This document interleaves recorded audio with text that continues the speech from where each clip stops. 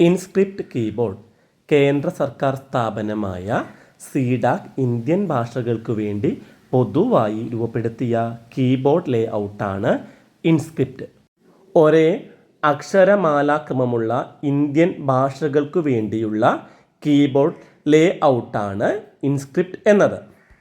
എല്ലാ Indian ഭാഷകളിലെയും ലിപികൾക്ക് English കീബോർഡിൽ ഒരേ മാതൃകയിലുള്ള ലിപി വിന്യാസമാണ് ഉള്ളത്.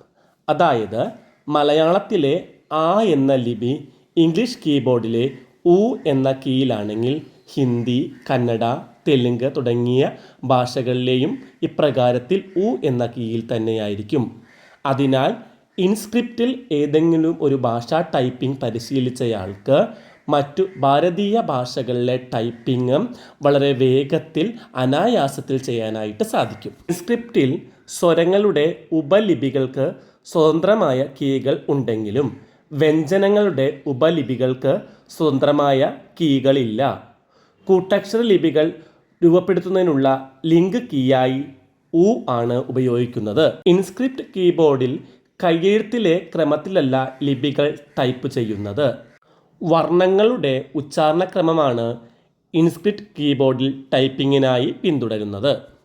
ഇൻസ്ക്രിപ്റ്റ് കീബോർഡുകൾ ഇന്നും നിലവിലുണ്ട്.